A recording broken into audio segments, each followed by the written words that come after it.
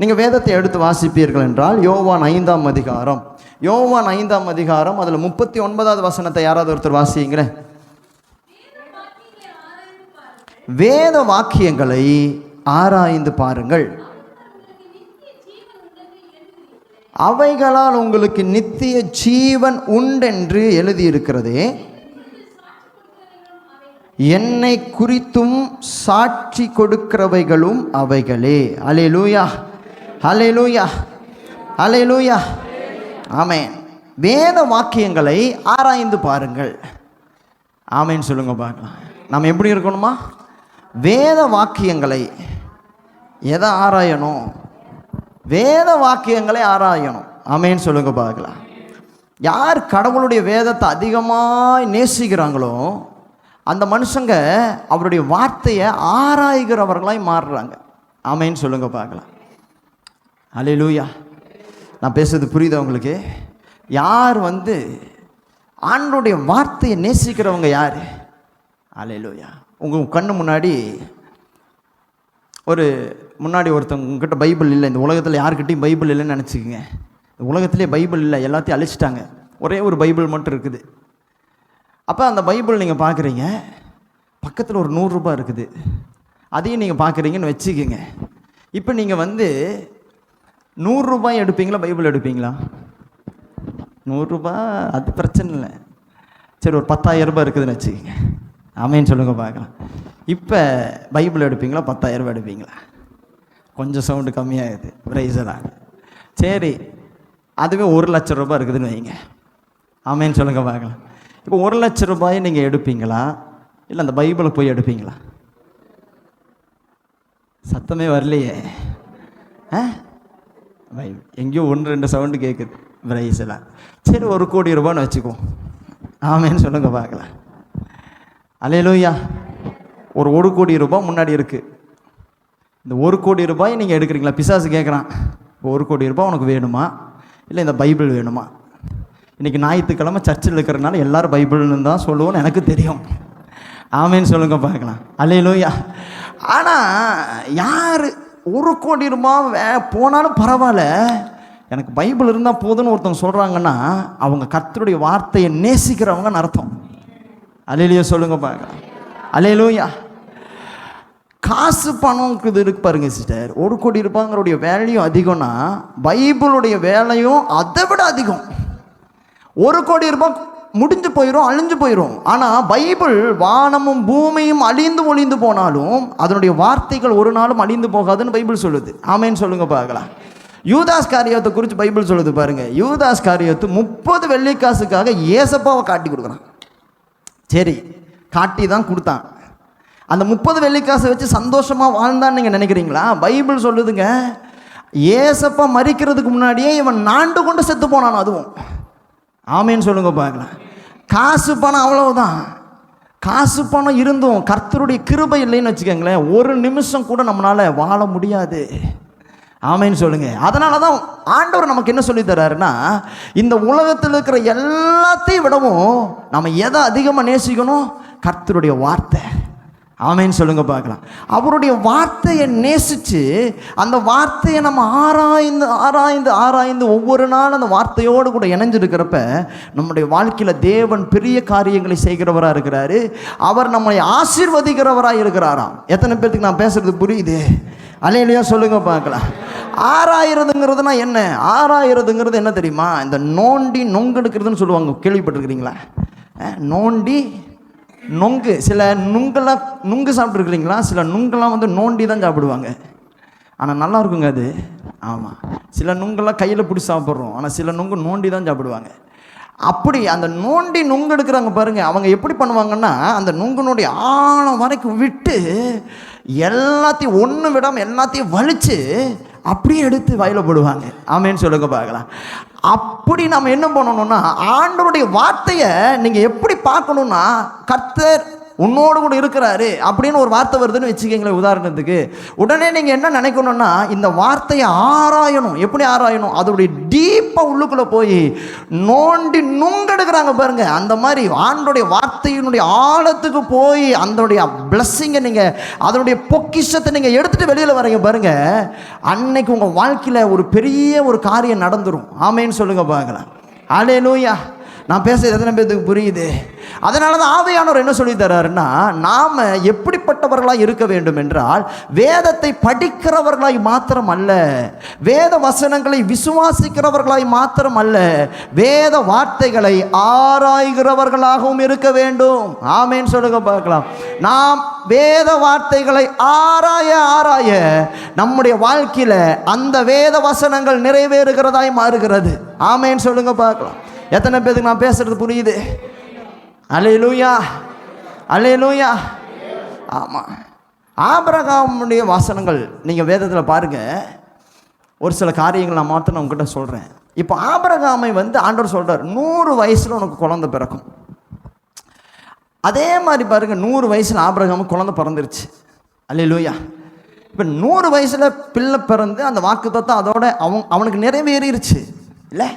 ஆனால் பாருங்க, அந்த வாக்குத்தத்தம் ஆபிரகாமுக்கு நிறைவேறினா கூட இன்னைக்கு நாமளும் அதை படிக்கிறோம், அதை விசுவாசிக்கிறோம். ஆமேன்னு சொல்லுங்க பார்க்கலாம். இப்போ உதாரணத்துக்கு ஒன்று நான் சொல்கிறேன் பாருங்க. நீ பயப்படாதே, நான் உன்னோடு இருக்கிறேன். இது யாருக்கும் கர்த்தர் சொன்ன வார்த்தை, இது நமக்கு சொல்லலை. ஆக்சுவலாக பைபிளில் எங்கேயோ ஒரு இடத்துல சொல்லப்பட்ட வார்த்தை. ஆனால் இந்த வசனம், இந்த வார்த்தையை அவங்களுக்கு கர்த்தர் சொன்னாலும் நாமளும் என்ன பண்ணுறோம், அந்த வார்த்தையை விசுவாசிக்கிறோம். உனக்கு எதிராக எழும்புகிற எந்த ஆயுதமும் வாய்க்காதே போ. இது யாருக்கோ சொன்னது ஆக்சுவலாக. ஆமேன்னு சொல்லுங்க பார்க்கலாம். பிலேயாம் வாயில் ஆண்டவர் பேர் வைக்கிறாரு பாருங்க. யாக்கோபுக்கு விரோதமாய் மந்திரம் இல்லை, இஸ்ரவேலுக்கு விரோதமாய். இது இஸ்ரவேல் ஜனங்க அவங்களுக்கு சொல்லப்பட்டது. ஆனால் யாருக்கோ சொல்லப்பட்ட வசனங்களை இன்னைக்கு நாம் என்ன பண்ணுறோம் பாருங்க. இவங்களுக்காக அவங்களுக்காக தான் அந்த வசனம் சொல்லிச்சு. ஆனால் இன்னைக்கு நாம் என்ன பண்ணுறோன்னா, நமக்காக அதை விசுவாசிக்கிறோம். ஆமேன்னு சொல்லுங்க பார்க்கலாம். இது தவறா பாஸ்டர்னா? தவறு கிடையாது, இது தவறு கிடையாது. ஆனால் நீங்கள் கொஞ்சம் இதை ஆராய்ஞ்சு பாருங்களேன். அவங்களுக்கு தான் இந்த வார்த்தை சொல்லிச்சு, நமக்கு ஆண்டவர் அந்த வார்த்தையை சொல்லலையே. ஆனால் எப்படி இந்த வார்த்தையை நாம் விசுவாசிக்கணும் அப்படின்னா, நீங்கள் புரிஞ்சுக்கோங்க, அந்த வார்த்தையை அவங்க விசுவாசித்ததுனால அவங்களுக்கு நடந்த மாதிரியே நாம் விசுவாசிக்கிறப்ப நமக்கு அது நடக்குது. ஆமேன்னு சொல்லுங்க பார்க்கலாம். அல்லேலூயா. அப்போ ஒன்று புரிஞ்சுக்கணும், நாம் அந்த வாசனத்தை பெற்றுக்கொள்ள வேண்டும் என்றால், அந்த ஆசீர்வாதத்தை நாம் பெற்றுக்கொள்ள வேண்டும் என்றால், சும்மா படிக்கிறதோட விசுவாசிக்கிறதோட நிறுத்திடக்கூடாது.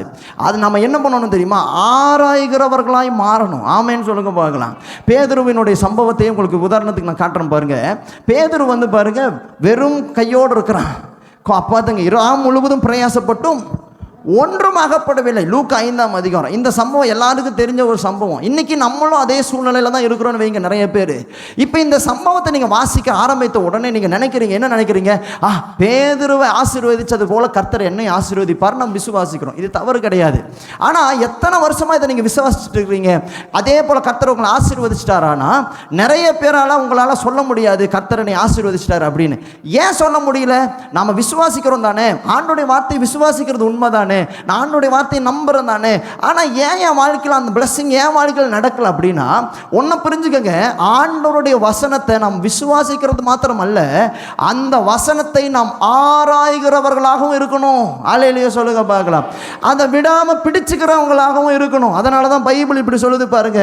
நீங்கள் ரோமருக்கு எழுதின நிருபம் எடுத்துக்கங்க பார்க்கலாம். ரோமருக்கு எழுதின நிருபத்தில் நீங்கள் எடுத்து வாசிக்கிற பொழுது ஆபிரகாம் கிட்ட ஆண்டவர் சொல்றாரு பிள்ளை.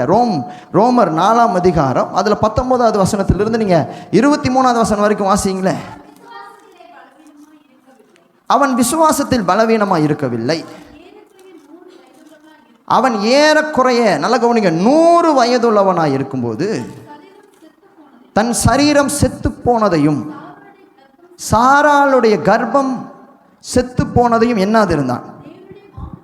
தேவனுடைய வாக்குத்தத்தத்தை குறித்து அவன் அவிசுவாசமாய் சந்தேகப்படாமல்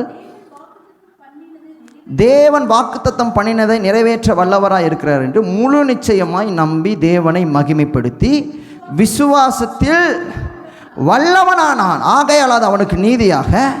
இப்போ நல்லா கவனிங்க. இப்போ ஆபிரகாமுக்கு ஆண்டவர் சொன்ன வாக்குத்தத்தத்தை ஆபிரகாம் நாளில் ஆபிரகாம் விசுவாசித்து பெற்றுக்கொண்டாரா இல்லையா? பெற்றுக்கொண்டுட்டாரு. அல்லேலூயா. ஆனால் அந்த வாக்கு தத்துவம் அதோட நின்று போயிருச்சா அப்படின்னு கேட்டால் கிடையாது. அடுத்த வசனத்தை நீங்கள் எடுத்து வாசித்து பார்க்க அப்படின்னா, அது அவனுக்கு நீதியாக எண்ணப்பட்டது என்று அவனுக்காக மாத்திரமல்ல நமக்காகவும் எழுதப்பட்டிருக்கிறது. அல்லேலூயா சொல்லுங்க பார்க்கலாம். அல்லேலூயா. ஆபிரகாமுக்காக மாத்திரம் கர்த்தர் அன்னைக்கு வாக்கு தத்தத்தை கொடுக்கல. ஈசாக்குக்காக மாத்திரம் கர்த்தர் அந்த வாக்கு தத்தத்தை கொடுக்கல. யாக்கோபுக்காக மாத்திரம் கர்த்தர் வாக்கு தத்தத்தை கொடுக்கல. தாவீதுக்காக மாத்திரம் வாக்கு தத்தத்தை கொடுக்கல. யோசுவாவுக்காக மாத்திரம் வாக்கு தத்தத்தை கொடுக்கல. நீங்கள் வேதத்தில் பார்க்குற எத்தனையோ பரிசுத்தவான்களுக்காக மாத்திரம் வாக்கு தத்தத்தை கொடுக்கல. நமக்காகவும் அன்றைக்கு கர்த்தர் வாக்கு தத்தம் கொடுத்துருக்கிறாரு. ஆமேன்னு சொல்லுங்க பார்க்கலாம்.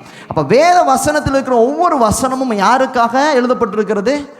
நமக்காக எழுதப்பட்டிருக்கிறது. அவங்களுக்காக எழுதப்பட்டாலும் அவங்களுக்கு அது நிறைவேறினாலும் அதோடு அதனுடைய வல்லமை முடிந்து போகவில்லை. நமக்கும் அது செயல்படுகிறதா இருக்கிறது. காரணம், கர்த்தருடைய வார்த்தை ஜீவன் உள்ளது. அந்த வார்த்தையை விசுவாசிக்கிற பொழுது அந்த வார்த்தையில் இருக்கிற ஜீவன் நமக்குள் உண்டாகுகிறதா இருக்கிறது. இப்போ என்னுடைய கேள்வி என்னன்னா, நாமளும் இத்தனை வருஷம் கிறிஸ்தவர்களாக இருக்கிறோம். ஆனால் நாமளும் ஒவ்வொரு வசனத்தையும் விசுவாசிக்கிறோம். ஆனால் அந்த வசனங்கள் நம்முடைய வாழ்க்கையில் நிறைவேறிடுச்சா? ஆமேன்னு சொல்லுங்க பார்க்கலாம். எல்லாராலையும் அது கை தூக்க முடியறதில்லை. ஏன் கை தூக்க முடியறதில்லை அப்படின்னா, நாம் விசுவாசிக்கிறது உண்மை. ஆனால் விசுவாசிக்கிறது மாத்திரம் அல்ல, ஆராயவும் செய்யணும். ஆமேன்னு சொல்லுங்க பார்க்கலாம். ஆராயிறதுனா என்ன? ஆராயிறதுங்க என்ன தெரியுமா? ஆண்டவர் ஒரு வசனத்தை கொடுக்குறாருன்னா அந்த வசனத்தை கெட்டியாக பிடிச்சிட்டு அதை விடாமல் அதை பற்றி பேசி அதுக்காக ஜெபம் பண்ணி அதனுடைய ஆழத்துக்கு போய் அதை நம்பிக்கிட்டே இருக்கிறாங்க பாருங்க ஒருத்தவங்க, அவங்க வாழ்க்கையில் அந்த வசனம் நிறைவேறிடும். ஆமேன்னு சொல்லுங்க பார்க்கலாம். எத்தனை பேருக்கு நான் பேசுறது புரியுது? ஈசாக்கு பஞ்ச காலத்தில் விதை விதைத்தான். இதை நானும் விசுவாசிப்பேன், நீங்களும் விசுவாசிப்பீங்க. சபைக்கு வெளியில் இருக்கிறவங்க கூட விசுவாசிப்பான். எல்லாருக்குமே அது நடந்துருமா? நடக்காது. ஏன் நடக்காது? ஏன் நடக்காது அப்படின்னா, எல்லாரும் விசுவாசிச்சு அதோட அந்த வசனத்தை விட்டுறோம். ஆனால் பைபிள் என்ன சொல்லுதுன்னா, விசுவாசிச்சு விடக்கூடாது, அதை பிடிச்சுக்கிட்டு அதை ஆராய ஆரம்பிக்கணும். அதுக்குள்ள டீப்பா போக போக போக உங்களுக்கு ஒரு பிளஸ்ஸிங் வரும். ஆமேன்னு சொல்லுங்க பார்க்கலாம். நீங்க வசனத்தை ஆராய ஆராய உள்ளுக்குள்ள போக போக அந்த வசனம் உங்க வாழ்க்கையில ஒரு பெரிய மாற்றத்தை கொண்டு வருது. அந்த வசனம் உங்க வாழ்க்கையை ஒரு திருப்பி போடுது. அந்த வசனம் உங்க வாழ்க்கையா மாறுது.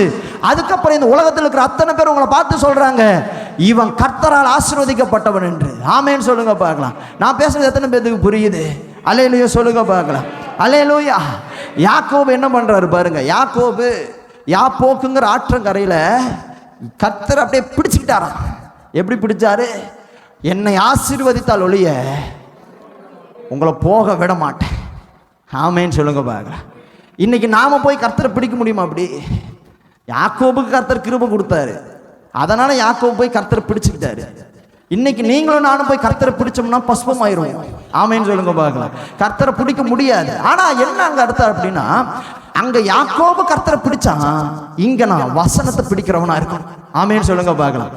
எந்த ஒரு மனுஷன் வசனத்தை கேட்டு விசுவாசிச்சு அப்படியே மூடி வைக்கிறானோ அந்த மனுஷனுடைய வாழ்க்கையில் அந்த வசனம் கிரியை செய்யறது இல்லை.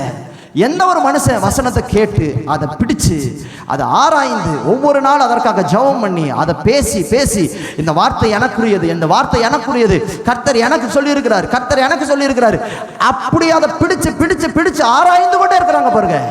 ஆராய்ந்து கொண்டே இருக்கிறாங்க பாருங்க. அவங்க வாழ்க்கையில தேவன் சொன்ன சகல நற்காரியங்களும் நிறைவேறுது.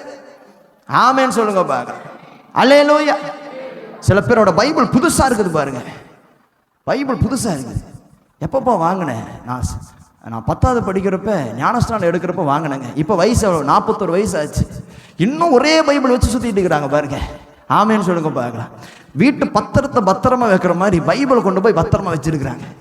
ஆமாம், பைபிள் ரொம்ப பத்திரமா பார்த்துக்கணும். நான் சொல்கிறேங்க, உண்மையாலுமே இந்த பைபிள் இருக்கிற பேப்பர் கரையாச்சுன்னா உங்கள் வாழ்க்கை சுத்தமாகும்.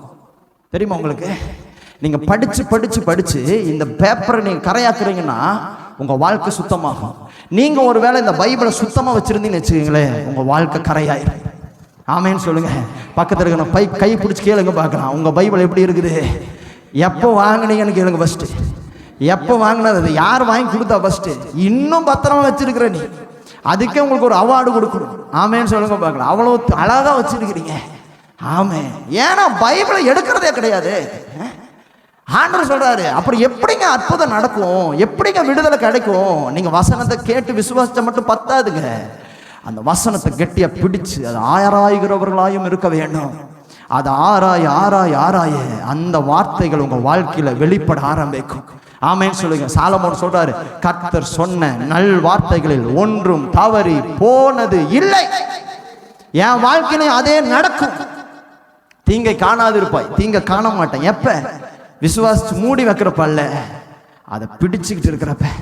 ஆமென் சொல்லுங்க. உன்னை வாளாக்காமல் தலையாக்குவேன்னு கர்த்தர் சொல்லி இருக்கிறாரு. அப்ப அந்த வார்த்தை நிறைவேறும் எப்ப தெரியுமா? படிச்சுட்டு மூடி வைக்கிறப்பல்ல, அதை உங்க வாழ்க்கையில ஆராய ஆரம்பிக்கிறப்ப. ஆராய்கிற பொழுதுதான் உங்க வாழ்க்கையில ஒரு பெரிய விடுதலை தேவன் தர அவர் வல்லமையுள்ள தேவனாய் இருக்கிறார். அல்லேலூயா சொல்லுங்க பார்க்கலாம். அல்லேலூயா, அல்லேலூயா.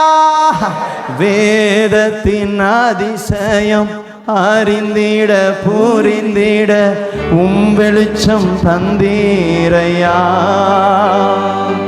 வேதத்தின் ரகசியம் அறிந்திட புரிந்திட வெளிச்சம் தந்தீரையா.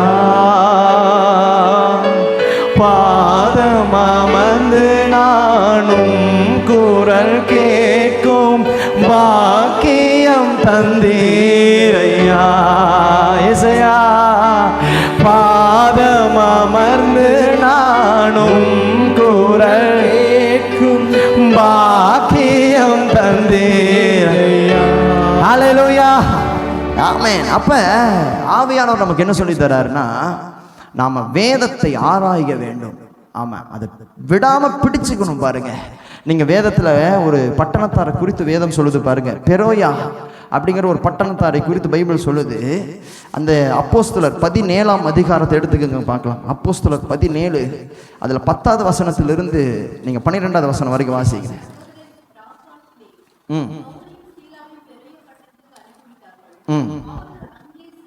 பாருங்க, உடனே சகோதரர் ராக்காலத்திலே பவுலையும் சீலாவையும் பெரோயா பட்டணத்திற்கு அனுப்பிவிட்டார்கள். அவர்கள் அங்கே சேர்ந்து யூதருடைய ஜெபாலயத்திற்கு போனார்கள்.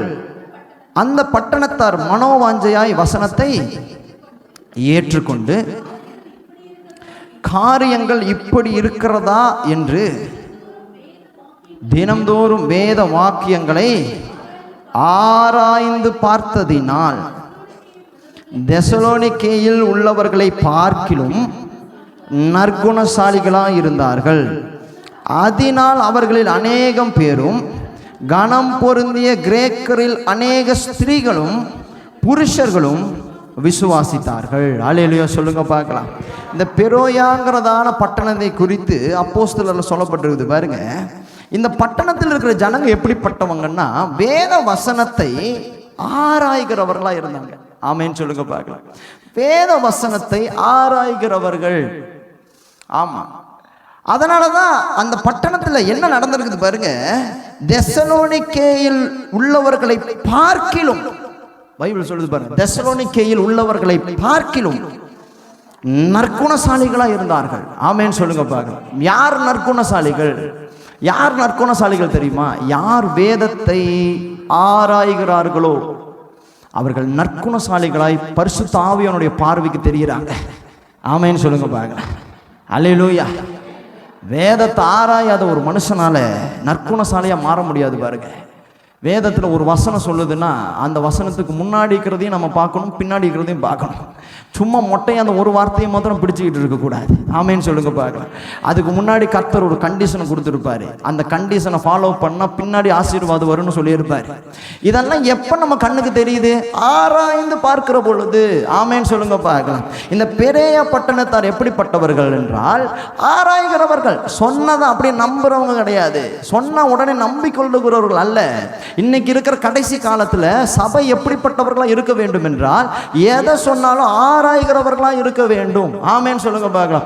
வசனத்திலிருந்தே எடுத்து சொன்னா கூட நாம என்ன பண்ணணும்னா ஆராய்கிறவர்களா இருக்க வேண்டும். சில பேர் பாருங்க, சில சொன்னா அது நல்லதுதான், அது கரெக்டா தான் இருக்கும் அப்படின்னு நினைச்சுக்குவாங்க. ஆனா அது கிடையாது உண்மை.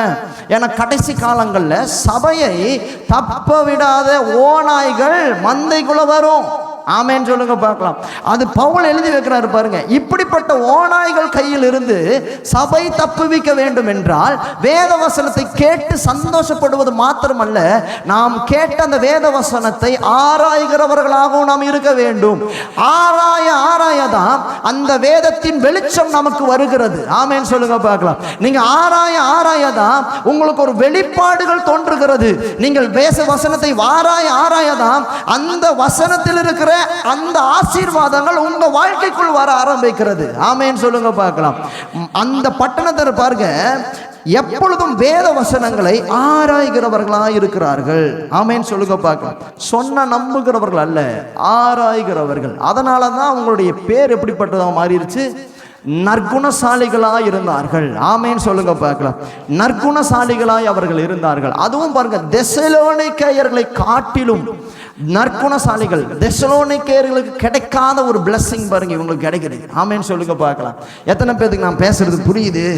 அடுத்த அப்படியே நீங்க தொடர்ந்து வாசிப்பீங்கன்னா பாருங்க, அந்த வசனங்கள் உங்களுக்கு ஆச்சரியமா இருக்கும். 12வது வசனம் 11வது வசனம் சொல்லுது, அந்த பட்டணத்தார் மனவாஞ்சியாய் வசனத்தை ஏற்றுக்கொண்டு காரியங்கள் இப்படி இருக்கிறதா என்று தினந்தோறும் வேத வாக்கியங்களை ஆராய்ந்து பார்த்ததினால் தெசலோனிக்கேயில் உள்ளவர்களை பார்க்கிலும் நற்குணசாலிகளாக இருந்தார்கள். 12வது வசனத்தை நீங்க வாசிப்பீங்கன்னா, அதனால் அவர்களில் அநேகம் பேரும் கனம் பொருந்திய கிரேக்கரில் அநேக ஸ்திரீகளும் புருஷர்களும் விசுவாசித்தார்கள். ஆமென் சொல்லுங்க பார்க்கலாம். இதை படிக்கிறப்போ ஒரு பெரிய ஆச்சரியம். என்ன ஆச்சரியம் அப்படின்னா, பொதுவாக ஜனங்க விசுவாசிக்கணும்னா ஏதாவது ஒரு அற்புதம் நடக்கணும். ஏசப்பா பாருங்க, லாசரு செத்து 4 நாள் ஆயிடுச்சு. அந்த லாசரு உயிரோடு எழுப்புறார். இதை பார்த்த உடனே அங்க இருக்கிற எல்லா யூதர்களும் இயேசுவை விசுவாசிச்சாங்க. அற்புதம் நடந்தா விசுவாசிப்பாங்க. ஆமென் சொல்லுங்க. 2 மீன் 5 அப்பம். இந்த 2 மீன் 5 அப்பத்தை 5000 புருஷர்களுக்கு மேலாய் போஷிச்சார் இயேசு. உடனே என்ன பண்றாங்க? இயேசு இப்படி போஷிச்சிட்டாருன்னு அநேகர் அவர் விசுவாசிச்சாங்க. ஆனா என்ன ஆச்சரியம் அப்படின்னா, இந்த பட்டணத்துல பாருங்க, பெரோயா பட்டணத்துல எந்த அற்புதமும் நடந்த மாதிரி நமக்கு தெரியல. ஆண்டவர் எந்த அற்புதத்தையும் செய்யல. ஆனா இந்த ஜனங்கள் பாருங்க, 12வது வசனத்துல அநேக கனம் பொருந்திய கிரேக்கரில் அநேக ஸ்திரீகளும் புருஷர்களும் விசுவாசித்தார்கள். ஆமென் சொல்லுங்க பார்க்கலாம். அப்போ ஒரு விஷயத்தை நம்ம நல்லா புரிஞ்சுக்க முடியுது. சபையை பார்த்து ஜனங்கள் வர வேண்டும் என்றால், இயேசுவை ஜனங்கள் விசுவாசிக்க வேண்டும் என்றால் அற்புதங்கள் மாத்திரம் அவசியம் கிடையாது. சபை தேவனுடைய வார்த்தையை ஆராய ஆரம்பிக்கும் என்றால் சபைக்கு வெளியில் இருக்கிறவங்க கூட விசுவாசிக்கிறவர்களாய் மாறுறாங்க பாருங்க. ஆமென் சொல்லுங்க பார்க்கலாம். இன்னைக்கு ஆவியானவர் இதை விரும்புறாரு. அதனாலதான் அவங்களுடைய பேரை கர்த்தர் எப்படி எழுதி வச்சிருக்கிறாருன்னா, இந்த பட்டணத்தினர் நற்குணசாலிகளாய் இருக்கிறார்கள். சபை கர்த்தருடைய பார்வையில் எப்படி இருக்க வேண்டும் என்றால் நற்குணசாலிகளாய் இருக்க வேண்டும். நற்குணசாலிகளாய் நாம் இருக்க வேண்டும் என்றால் நாம் வேதத்தை கேட்டு மூடி வைக்கிறவர்கள் அல்ல, அதை ஆராய்கிறவர்களாய் நாம் இருக்க வேண்டும். ஆமென் சொல்லுங்க பார்க்கலாம். அல்லேலூயா. பரிசுத்த ஆவியானவர் அப்படிப்பட்ட சபையை நேசிக்கிறாரு. அப்படிப்பட்ட சபை இன்னைக்கு எதிர்பார்த்து கொண்டிருக்கிறார். ஆமென் சொல்லுங்க. நம்ம சபையில நம்ம எல்லாரும் எப்படி இருக்கணும் அப்படின்னா, வேதத்தை வாசிக்கிறது மாத்திரம் அல்ல, வேதத்தின் வசனங்களை கேட்கிறது மாத்திரம் அல்ல, கேட்ட வசனத்தை அப்படி ஆராய்கிறவர்களாய் நாம் மாற வேண்டும். ஆராய நம்மை சுற்றிலும் இருக்கிற அநேகர் விசுவாசத்தில் நடத்துகிற ஒரு பாத்திரங்களாய் நாம் மாறுகிறோம். எத்தனை பேர் அதை நம்புறீங்க? ஆமென் சொல்லுங்க பார்க்கலாம். அல்லேலூயா, அல்லேலூயா, ஆமென் சொல்லுங்க பார்க்கலாம். அது ஆபிரகாம் பாருங்க, சாராள் வந்து மரிச்சு போறாங்க. மரித்து போன உடனே ஈசாக்கு அதை குறித்து ரொம்ப துக்கப்படுறாரு. உடனே ஆபிரகாம் என்ன பண்றாரு? எலியேசர் யாருன்னா ஆபிரகாமுடைய வேலைக்காரன். அந்த வேலைக்காரன் எப்பா இங்க வா அப்படின்னு கூப்பிடுறாரு. இவங்க போறாங்க. போனா அவர் சொல்றாரு, ஆபிரகாம் சொல்றாரு, என் மகன் ஈசாக்குக்கு ஒரு பெண் பார்க்கணும். அல்லேலூயா. நீ எங்கேயும் போகாத, ஏன் பட்டணத்தார் இருக்கிறாங்க அந்த ஜனங்க கிட்ட போய் என் மகனுக்குரிய ஒரு பெண்ணை பாரு அப்படின்னு சொல்லிட்டு எலியேசர் கிட்ட சொல்றாங்க. உடனே எலியேசர் என்ன பண்றாரு? கர்த்தருடைய கிருபையினால, கர்த்தருடைய வழி நடத்ததுனால அங்க போறாரு பாருங்க. அங்க போன உடனே எலியேசர் சொல்றாரு, என்ன சொல்றாரு? நல்ல கவனிங்க. எலியேசர் என்ன சொல்றாரு? யார் எனக்கு நான் தாகத்துக்கு தண்ணி கொடுன்னு கேட்குறப்ப யார் எனக்கும் என் ஒட்டகத்திற்கும் சேர்த்து தண்ணி கொடுக்குறாங்களோ அந்த பெண் என்னுடைய ஆண்டவருக்கு மனைவியாக வேண்டும். அந்த அடையாளத்தை கேட்குறாரு. ஆமென் சொல்லுங்க பார்க்கலாம். அந்த பெண் தான் யார் தெரியுமா? ரெபேக்காள். ரெபேக்காளை குறித்து வேதம் என்ன சொல்லுதுன்னா, அவள் ஒரு குணசாலியான ஒரு ஸ்திரீ. ஆமென் சொல்லுங்க பார்க்கலாம். குணசாலியான ஒரு ஸ்திரியை தான் யார் கூட்டிட்டு வரா? எலியேசர் என்ன பண்றாரு? ஈசாக்கின் இடத்திற்கு கூட்டிட்டு வராரு. ஆமென் சொல்லுங்க பார்க்கலாம். அதே மாதிரி தான் நம்முடைய பரலோக தகப்பனாகிய பிதாவாகிய தேவன் என்ன பண்றாருன்னா, தம்முடைய குமாரனாகிய இயேசு கிறிஸ்துவுக்கு மணவாட்டியாக சபையை ஏற்படுத்தி வைத்திருக்கிறார். அந்த சபையை கூப்பிட்டு வர்றதுக்காக தான் இன்னைக்கு பரிசுத்த ஆவியானவர் என்கிற எலியேசரை அனுப்பி இருக்கிறார். ஆமென் சொல்லுங்க பார்க்கலாம். இந்த எலியேசர் எப்படிப்பட்டவர் அப்படின்னா, யார் குணசாலியான ஸ்திரீன்னு பார்க்கிறவரா இருக்கிறாரு. எந்த சபை குணசாலியான சபைன்னு பார்க்கிறவரா இருக்கிறாரு. எல்லாரையும் ஏசப்பா கிட்ட அவர் கூட்டிட்டு போறது கிடையாது. எல்லாரும் ஏசப்பா நம்ம நினைக்கிறோம், ரகசியவர்கள் எக்கால சத்தம் துணிக்கிற பொழுது நாம் எல்லாரும் போவோம். யாருங்க அப்படி சொன்னா? யார் அப்படி சொன்னா? அப்படியெல்லாம் கிடையாது. நீங்க சரியா இருக்கணும், நான் சரியா இருக்கணும், நாம் நற்கிரியைகள் நிறைந்தவர்களா இருக்கணும். நாம் எப்படிப்பட்டவர்களா இருக்கணும் தெரியுமா? குணசாலியானவர்களா இருக்கணும். நாம் புத்தியுள்ள கன்னிகைகளை போல இருக்கணும். பைபிள்ல நிறைய வசனங்கள் நமக்கு எழுதப்பட்டு இருக்கிறது. ஆமென் சொல்லுங்க பார்க்கலாம். அப்படின்னா என்ன அர்த்தம்? பரிசுத்த ஆவியானவர் குமாரனாகி இயேசு மத்திய ஆகாயத்தில் வருவார். அதற்கு பெயர் தான் ரகசிய வருகை என்று வேதம் சொல்லுது. ரேப்சர் அப்படின்னு சொல்லப்படுது பாருங்க. எடுத்துக்கொள்ளப்படுதல் அப்படின்னு அர்த்தம். எடுத்துக்கொள்ளப்படுதல் எப்போ நடக்கும் அப்படின்னா, இயேசு கிறிஸ்து பூமிக்கு வரமாட்டார், நேரடியா மத்திய ஆகாயத்திற்கு வருவார் என்று சொல்லப்படுது. அந்த மத்திய ஆகாயத்தில் இயேசு வருகிற பொழுது தெசலோனிக்கேயில் எழுதப்பட்டது போல நாமும் உயிரோடு இருக்கிற நாமும் அவருக்கு எதிர்கொண்டு போக என்ன பண்ணப்படுவோம்? எடுத்துக்கொள்ளப்படுவோம். யார் எடுத்துக்கொள்ளப்படுவாங்க? யார் குணசாலியான சபையா இருக்கிறாங்களோ, யார் கர்த்தருடைய பார்வையில் பிரியமான சபையா இருக்கிறாங்களோ, யார் வேதத்தை ஆராய்கிறவர்களா இருக்கிறாங்களோ, யார் வேதத்தின்படி நடக்கிறவரா இருக்கிறாங்களோ, அவங்கள தான் ஆவியானவர் அவருடைய வருகையில் எடுத்துக்கொண்டு போக போறாரு. ஆமென் சொல்லுங்க பார்க்கலாம். ஆவியானவர் இல்லாமல்லாம் யாரும் ரகசிய வருகையில் போயிட முடியாது. ஏன்னா ஆவியானவர் தான் எடுத்துக்கொண்டு போகிறவர். ஆமென் சொல்லுங்க பார்க்கலாம். அல்லேலூயா. அப்படின்னா என்ன அர்த்தம் பிரதர் சிஸ்டர்? நம்முடைய சபை எப்படிப்பட்ட சபையா இருக்க வேண்டும் என்றால், பரிசுத்த ஆவியானவர் எப்படிப்பட்ட சபையாய் நம்மை பார்க்க விரும்புகிறார் என்றால், நாம் குணசாலியான ஒரு சபையாய் நம்மளை பார்க்க விரும்புகிறார். எப்படி எலியேசர் ரெபேக்காளை குணசாலியாய் கண்டு அவளை கொண்டு போனாரோ, அதே போல ஆவியானவரும் இந்த சபை குணசாலியான சபைன்னு பார்க்க விரும்புகிறாரு.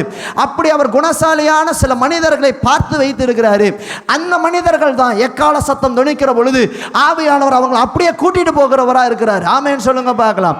நாம் அவருக்கு எதிர்கொண்டு போக வேண்டும் என்றால் ஆவியானுடைய பார்வையில் குணசாலியான ஒரு ஸ்திரியை போல இருக்க வேண்டும். அப்படின்னா எப்படி இருக்கணும்? அவருடைய வேதத்தை ஆராய்கிறவர்களாக இருக்க வேண்டும். ஆமென் சொல்லுங்க பார்க்கலாம். இந்த பெரோயா பட்டணத்தினர் மாதிரி வேதத்தை ஒவ்வொரு நாளும் ஆராய வேண்டும். அவருடைய வசனத்தை நேசிக்கணும். அந்த வசனத்தை கெட்டியா பிடிச்சுக்கணும் பாருங்க. அவருடைய வசனத்தை நீங்க கேட்க கேட்க கேட்க கேட்க, அவருடைய வசனத்தை தியானிக்க, அதை ஆராய உங்களுக்குள்ள ஒரு கர்த்தர் ஒரு பெரிய காரியத்தை, ஒரு மாற்றத்தை கொடுக்கிறவராய் இருக்கிறார். அவருடைய வார்த்தைகளை ஆராய்கிற பொழுது, ஆமென். நீங்க நினைக்கிறீங்களா இதெல்லாம் இப்படியே தான் சொல்லுவாங்க, ரகசிய வருகைன்னு ஒன்று கிடையாது, ஆண்டவர் வரப்போறது இல்லைன்னு யாரும் நினைச்சிடாதீங்க. ஆமாம், இயேசு சீக்கிரம் வரப்போறாருங்க. ஆமாம், இயேசு சீக்கிரம் வரப்போறாருங்க. ரொம்ப சீக்கிரமாக வரப்போறாரு. அல்லேலூயா. கம்மிங் சூன்லாம் வெரி வெரி சூன்னு சொல்லப்படுது. ஆமாம், அதனால நான் ஆவியானவர் இன்னைக்கு என்ன சொல்றாருன்னா, இன்னைக்கு பாருங்க, நம்மளை எப்படியெல்லாம் ஆராதனை கெடுக்கணும், எப்படியெல்லாம் தேவ சமூகத்தில் நம்ம வர்றதை கெடுக்கணும்னு பிசாசு முயற்சி பண்ணுறோன்னு அப்படியெல்லாம் முயற்சி பண்ணுறாங்க. ஆனால் நாம் எப்படி இருக்கணும்னா கர்த்தருக்காக வைராக்கியமாக இருக்கணும் பாருங்க. அல்லேலூயா. ஆண்டவருடைய வசனம் இல்லாமல் பரலோகத்துக்கு போக முடியாது. நிறைய பேர் வர்ஷிப் பண்ணிடுவாங்க, ஆராதிப்பாங்க, பாட்டு பாடி ஆராதிக்கிறது பிடிக்கும், ஆனால் ஆராயிறது பிடிக்காது. ஆமேன்னு சொல்லுங்க பாருங்க. வேதத்தை கேட்டாலே ஏதோ கசப்பு டானிக்கு குடித்த மாதிரி, ஐயோ வேதம் ஜபம் பண்ண முடியாது, ஜபம் பண்ணாலே ஐயோ ரொம்ப கஷ்டமாக இருக்குது. ஆண்டவர் பார்க்குறாரு, எப்பா இங்கேயே உன்னால் ஆராதிக்க முடியல, இங்கேயே ஜபம் பண்ண முடியல, நீ எல்லாம் பரலோகத்துக்கு வந்து என்ன பண்ண போகிற? ஆமாம், அல்லேலூயா. நீ அங்கே வந்தால் முழு நேர வேலையே அதுதான், ஆண்டவர் ஆராதிக்கிறது தான், தேவ சமூகத்தில் இருக்கிறது தான். இங்கேயே உன்னால் சரியாக பண்ண முடியலன்னா நீ எப்படி பரலோகத்துக்கு வர முடியும்? ஆமென். ஆகவே நாம் எல்லாருமே அவருடைய வருகையில் போகிறதுக்கு ஆயத்தமாக இருக்கணும். சும்மா அது இது நம்பிடக்கூடாது. பாருங்க, இன்னைக்கு நிறைய உபதேசங்கள் வந்துருச்சு. அவங்க அப்படி சொன்னாங்க, இவங்க இப்படி சொன்னாங்கலாம் நம்பாதீங்க. பைபிள் ஆராய்ஞ்சு பாருங்க, வேத வசனம் என்ன சொல்லுது. அந்த பாஸ்டர் பெரிய பாஸ்டர் அவர் என்ன சொன்னாலும் கேட்பார். நீங்களும் இல்லை அப்படிலாம் நினைக்காதீங்க. வேத வசனம் என்ன சொல்லுது, பெரிய பாஸ்டராக இருந்தாலும் சரி, சின்ன பாஸ்டராக இருந்தாலும் சரி, பைபிள் ஆராய நீங்க நம்ம பழகணும். ஆமேன்னு சொல்லுங்க பார்க்கலாம். ஆண்டவருடைய வார்த்தை என்ன சொல்லுது, அதன்படி நடந்தா மட்டும்தான், அதன்படி நடக்கிறவங்க மாத்திரம்தான் பரலோகத்துக்கு எடுத்துக்கொள்ளப்படுறவங்களா இருக்கிறாங்க. எத்தனை பேருக்கு நான் பேசுறது புரியுது? அல்லேலூயா சொல்லுங்க பார்க்கலாம். அப்ப முதலாவது ஒரு காரியம் என்னவென்றால், நாம் அவருடைய வேதத்தை ஆராய வேண்டும். அவருடைய வேதத்தை ஆராய்கிற பொழுது நாம் நற்குணசாலிகளாய் மாறுகிறோம். நம் மூலமாய் அநேகர் ரட்சிக்கப்பட்டு ஆலயத்திற்கு வருகிறவர்களாய் மாறுகிறார்கள். ஆமேன்னு சொல்லுங்க பார்க்கலாம். ரெண்டாவது ஒரு காரியத்தை மாத்திரம் நாம் பார்ப்போம், நேரம் இல்லை, சீக்கிரமாக நாம் பார்த்துருவோம். ரெண்டாவது ஒரு காரியம் பாருங்க, வேதத்தை ஆராய்கிறவர்களுக்கு பிரச்சனையிலிருந்து விடுதலை கிடைக்குமா? ஆமேன்னு சொல்லுங்க பார்க்கலாம். வேதத்தை யாரெல்லாம் ஆராயறாங்களோ அவங்களுக்கு தான் பிரச்சனையிலிருந்து கர்த்தர் விடுதலை கொடுக்கிறவராக இருக்கிறாரு. இன்றைக்கு உண்மையாகவே பிரச்சனையிலிருந்து விடுதலை ஆக வேண்டும் என்று எத்தனை பேர் நினைக்கிறீங்க? அப்படின்னா நீங்க ஒன்று பண்ணுங்க, கர்த்தருடைய வேதத்தை படிக்கிறவர்களாய் மாத்திரமல்ல, அதை ஆராய்கிறவர்களாய் நீங்க மாற வேண்டும். ஆமேன்னு சொல்லுங்க பார்க்கலாம். அல்லேலூயா, அல்லேலூயா. ஆமாம், நீங்கள் ஆண்டவருடைய வேதத்தை, கர்த்தருடைய வேதத்தை ஆராயும் பொழுது உங்கள் வாழ்க்கையில் இருக்கிற அநேக பிரச்சனைகளிலிருந்து நீங்கள் விடுதலை ஆகிறவர்களாய் மாறுறீங்க. ஆமேன்னு சொல்லுங்க பார்க்கலாம். எத்தனை பேருக்கு நான் பேசுறது புரியுது? நீங்கள் வேதத்தில் வாசிக்கிற பொழுது சவுலையும் தாவீதையும் குறித்து வேதம் சொல்லுது பாருங்க. சீக்கிரம் அந்த வசனத்தை மட்டும் இருங்களேன். 1 சாமுவேல் 17ஆம் அதிகாரத்தை எடுத்துக்கோங்க. ஆமே, அதில் கோலியாத் என்கிறதான ஒரு பிரச்சனையை சவுலும் தாவீதும் எப்படி கையாளுறாங்கன்னு பாருங்களேன். ரொம்ப சுவாரஸ்யமாக இருக்குது. கோலியாத்துங்கிற ஒரு பெரிய பிரச்சனை. நல்லா கவனிங்க, என்ன கவனிச்சுக்கிங்க, கர்த்தர் உங்களை ஆசீர்வதிப்பார். நமக்கு நேரம் இல்லை, நான் வாயிலேயே சொல்லிடுறேன். கோலியாத்துங்கிற ஒரு பிரச்சனையை சவுலும் தாவீதும் எப்படி கையாளுறாங்க, யாருக்கு விடுதலை கிடைக்குது, யார் மூலமாக விடுதலை கிடைக்குது அப்படிங்கிறத இன்றைக்கி நம்ம பார்க்க போகிறோம். நல்லா கவனிங்க. முதல்ல சவுலை குறித்து வேதம் சொல்லுது பாருங்க. இந்த சவுல் வேதத்தை ஆராய்கிறவனா இல்லை. ஆமேன்னு சொல்லுங்க பார்க்கலாம். சவுலும் அபிஷேகம் பண்ணப்பட்டவன் தான், தாவீதும் அபிஷேகம் பண்ணப்பட்டவன் தான். ஆனால் சவுலால் பிரச்சனையிலிருந்து விடுதலையாக முடியல. ஆனால் தாவீதால பிரச்சனையிலிருந்து விடுதலையாக முடிஞ்சிச்சு. ஆமேன்னு சொல்லுங்க பார்க்கலாம். ஏன் சவுலால் பிரச்சனையிலிருந்து விடுதலையாக முடியலன்னா, சவுல் எப்படிப்பட்டவன்னா வேதத்தை ஆராய்கிறவனா இல்லாமல் அவன் எப்படிப்பட்டவனா மாறிட்டான் தெரியுமா? பிரச்சனையை ஆராய்கிறவனா மாறனான். ஆமேன்னு சொல்லுங்க பார்க்கலாம். இன்னைக்கு நிறைய பேர் வேதத்தை கர்த்தர் ஆராய சொன்னா பிரச்சனையை ஆராய்ஞ்சுக்கிட்டு இருப்பாங்க.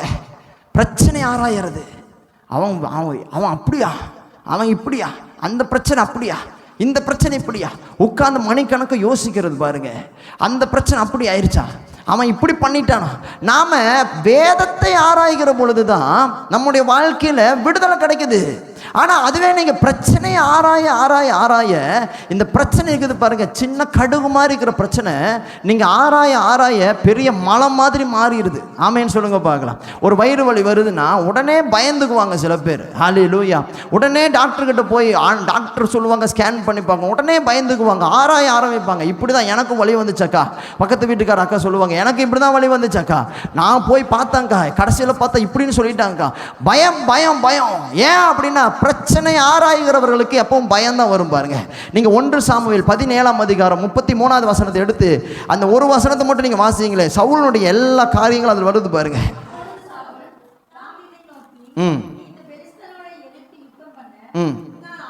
உன்னால் ஆகாது.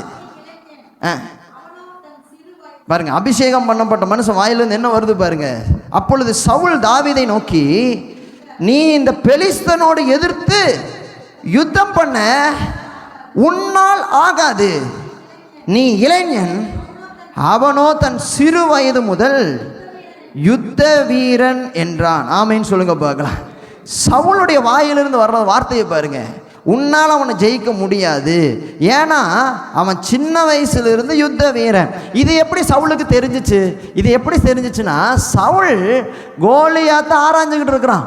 அவன் யாரு, அவன் எப்படிப்பட்டவன், அவன் எப்படிப்பட்ட வல்லமை உள்ளவன். சில பேருக்கு வேலை என்ன தெரியுமா? உட்காந்துக்கிட்டு ஆராயறது, பிரச்சனையை ஆராய்ஞ்சுக்கிட்டே இருக்கிறது. நாளைக்கு என்ன பண்ண போகிறோம், இந்த பிரச்சனை பெருசாகிடுச்சுன்னு என்ன பண்ணுறது, அந்த மனுஷன் அப்படி பண்ணுறானே என்ன பண்ணுறது, இந்த மனுஷன் இப்படி பண்ணுறானே. சில பேர் ரொம்ப அட்வான்ஸ்டாக போயிடுவாங்க பாருங்க. அடுத்தவங்க குடும்ப பிரச்சனையை ஆராய்ஞ்சுக்கிட்டு இருப்பாங்க. அவன் வீட்டில் அது நடக்குதா, அப்போ இவன் வீட்டில் இது நடக்குதா, இந்த மனுஷனோட வாழ்க்கை இதனால நடந்துக்கிட்டு இருக்குதா. சும்மா உட்கார்ந்துக்கிட்டு பாருங்க, இது ஆராய்ஞ்சுக்கிட்டே இருக்கிறது. சவுல் எப்படிப்பட்டவன்னா, வேதத்தை ஆராயாம இவன் எதை ஆராய்ஞ்சுக்கிட்டு இருக்கிறான் பாருங்க, பிரச்சனையை ஆராய்ஞ்சுக்கிட்டு இருக்கிறான். அல்லேலூயா சொல்லுங்க பார்க்குறேன். அல்லேலூயா. அதனால என்ன நடந்துருச்சுன்னா, சவுல் கோலியாத்துக்கு முன்னாடி நிற்காம பயந்து ஒளிஞ்சான். நீங்க 11வது வசனத்தை வாசிக்கிறப்ப, சவுலும் இஸ்ரவேல் அனைவரும் அந்த பெலிஸ்தீனுடைய வார்த்தைகளை கேட்டு கலங்கி மிகவும் பயப்பட்டார்கள். பைபிள் சொல்லுது பாருங்க, பயம் வருது. ஏன் பயம் வருது? வேதத்தை ஆராய வேண்டிய நாம பிரச்சனை ஆராயறப்ப நமக்கு என்ன வரும்? பயம் வரும். அல்லேலூயா சொல்லுங்க பார்க்கலாம். அல்லேலூயா. ஆனால் அதுவே தாவீது எப்படிப்பட்டவன் என்றால், நீங்கள் வேத வசனத்தில் 31வது வசனத்திலிருந்து நீ அப்படியே வாசிப்பீங்கன்னா தெரியும் பாருங்க. தாவீது சொன்ன வார்த்தைகளை அவர்கள் கேட்டு அதை சவுலின் சமூகத்தில் அறிவித்தார்கள். அப்பொழுது அவன் அவனை அழைப்பித்தான். தாவீது சவுலை நோக்கி, இவன் நிமித்தம் ஒருவனுடைய இருதயமும், பாருங்க கோலியாத்தை பார்த்து சொல்கிறான் பாருங்க, இவன் நிமித்தம் ஒருவனுடைய இருதயமும் கலங்க வேண்டியதில்லை. உம்முடைய அடியானாகிய நான் போய் அந்த பெலிஸ்தீனோடு யுத்தம் பண்ணுவேன் என்றான். ஹல்லேலூயா. 34வது வசனம், தாவீது சவுலை பார்த்து, உம்முடைய அடியான் என் தகப்பனுடைய ஆடுகளை மேய்த்து கொண்டிருந்த போது ஒரு விசை ஒரு சிங்கமும் ஒரு விசை ஒரு கரடையும் வந்து மந்தையில் இருந்த ஒரு ஆட்டை பிடித்து கொண்டது. அல்லேலூயா. 36வது வசனம் பாருங்க, அந்த சிங்கத்தையும் அந்த கரடியையும் உம்முடைய அடியானாகிய நான் கொன்றேன். விருத்த சேதனம் இல்லாத இந்த பெலிஸ்தனும் அவைகளில் ஒன்றை போல் இருப்பான். அவன் ஜீவனுள்ள தேவனுடைய சேனையை நிந்தித்தானே என்றான். பின்னும் தாவீது, என்னை சிங்கத்தின் கையுக்கும் கரடியின் கையுக்கும் தப்புவித்த கர்த்தர் இந்த பெலிஸ்தனுடைய கையுக்கும் தப்புவிப்பார் என்றான். அப்பொழுது சவுல் தாவீதை பார்த்து, போ, கர்த்தர் உன்னுடனே இருப்பாராக என்றான். ஆமேன் சொல்லுங்க பாருங்க. அல்லேலூயா. ஒருத்தன் வேதத்தை ஆராய்கிறவன், இன்னொருத்தன் பாருங்க பிரச்சனையை ஆராய்கிறவன். வேதத்தை ஆராய்கிறவன் சொல்றான், அது என்னங்க பெரிய பிரச்சனை, அந்த பிரச்சனையை காட்டிலும் என் கூட இருக்கிற கர்த்தர் பெரியவர். ஆமேன்னு சொல்லுங்க பார்க்கலாம். ஆனா பிரச்சனையை ஆராய்கிறவன் வாயிலிருந்து வர்றது பாருங்க, ஐயோ இந்த பிரச்சனையா, இந்த பிரச்சனை வந்துச்சுன்னு அவ்வளவுதான், இது ஒன்றும் இல்லாமல் பண்ணிடும், ஒன்றும் இல்லாமல் நம்ம ஆயிடுவோம், ஒன்றுமே இல்லாமல் போயிடும், அவ்வளவுதான், நம்ம பிள்ளைகளுடைய எதிர்காலம் அவ்வளவுதான், நம்முடைய எதிர்காலம் அவ்வளவுதான், நாம வெக்கப்பட்டு தான் போயிடுவோம். இதெல்லாம் ஏன் நமக்கு தோணுதுன்னா, நாம தேவனை ஆராயாம பிரச்சனையவே ஆராய்ஞ்சுக்கிட்டு இருக்கிறோம். அல்லேலூயா. ஆனால் ஆவியானவர் என்ன சொல்லி தராருன்னா, நீங்கள் தயவு செஞ்சு உங்கள் வேதத்தை எடுத்து நீங்கள் அதை ஆராய ஆரம்பிங்க. ஆண்டவர் இந்த பிரச்சனைக்கு என்ன வார்த்தையை கொடுத்துருக்கிறாருன்னு கேளுங்க. அந்த வார்த்தைகளை ஆராய ஆரம்பிங்க. நீங்கள் சொல்லுங்க, இந்த பிரச்சனையை காட்டிலும் என் கூட இருக்கிற கர்த்தர் ஒருவரே பெரியவர்னு சொல்லுங்க. அல்லேலூயா. இந்த பிரச்சனை எல்லாம் ஒரு நாள் மலை போல இருக்கிற இந்த பிரச்சனை பனி போல உருகி போயிடும். நான் கர்த்தருடைய நாமத்தினால நின்னா, எப்பேற்பட்ட கோலியாத்தா இருந்தாலும் எனக்கு முன்னாடி அவன் விழுந்து போயிடுவான். காரணம், நான் பிரச்சனையை ஆராய்கிறவன் அல்ல, நான் வேதத்தை ஆராய்கிற மனுஷன். ஆமேன்னு சொல்லுங்க பார்க்கலாம். எத்தனை பேருக்கு நான் பேசுறது புரியுது? இன்னைக்கு நிறைய பேர் கூட இன்னைக்கு ஆவியானவர் பேச விரும்புகிறாரு. உங்க பிரச்சனை நிறைய இருக்கிறது உண்மைதான், உங்களுக்கு போராட்டம் நிறைய இருக்கிறது உண்மைதான். ஆனாலும் இந்த பிரச்சனையை உட்கார்ந்து யோசிச்சுக்கிட்டு இருக்காதீங்க. நீங்க உட்கார்ந்து யோசிச்சீங்கன்னா உங்க நேரம் வேஸ்ட் ஆகுது, உங்க பேலன் வேஸ்ட் ஆகுது, உங்களுக்கு தூக்கம் போகுது. நீங்க நைட்டெல்லாம் உட்கார்ந்து அழுகுறீங்க. ஏன் அழுகுறீங்க? பிரச்சனையை யோசிச்சுக்கிட்டே இருக்கிறதுனால அழுகுறீங்க. உங்களுக்கு ப்ரெஷர் வருது, உங்களுக்கு சுகர் வருது, சரியா சாப்பிட முடியல, சரியா பேலனா இருக்க முடியல. காரணம் என்ன? பிரச்சனையை யோசிச்சுக்கிட்டே இருக்கிறீங்க. நம்மள மாதிரியே தான் சவுல் அன்னைக்கு பிரச்சனை யோசிச்சுக்கிட்டே இருந்திருக்கிறான். அவனால கோலியாத்து முன்னாடி நிற்கவே முடியாம ரொம்ப கஷ்டப்பட்டுட்டான். ஆனா தாவீதுங்கிற ஒரு மனுஷன் இருக்கிறான் பாருங்க, அவன் பிரச்சனையை பற்றி ஆராய்கிறவன் அல்ல, அவன் எப்படிப்பட்டவன் என்றால், என் கர்த்தர் எப்படிப்பட்டவர் தெரியுமா? அவர் என்னை கரடியின் கையுக்கும் அவர் என்னை சிங்கத்தின் வாய்க்கு தப்புவிச்சாரு. அது போலதான் இந்த கோலியாத்து எனக்கு என்னை தப்புவித்த ஆண்டவர் என் கூட தான் இருக்கிறாரு. அதனால நான் ஒரு நாளும் இந்த பிரச்சனையை பார்த்து பயப்பட மாட்டேன். காரணம், உலகத்தில் இருக்கிறவனை காட்டிலும் எங்க கூட இருக்கிற கர்த்தர் ஒருவரே பெரியவர். ஆமென் சொல்லுங்க பார்க்கலாம். ஆமென் சொல்லுங்க பார்க்கலாம்.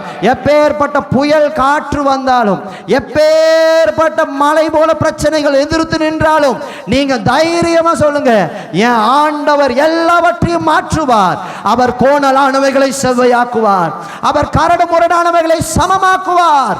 பள்ளங்கள் எல்லாம் நிரப்பப்படும், மலைகள் குன்றுகள் தகடுபுடியாகும், கோணலானவைகள் செவ்வையாகும், கரடு முரடானவைகள் சமமாகும்.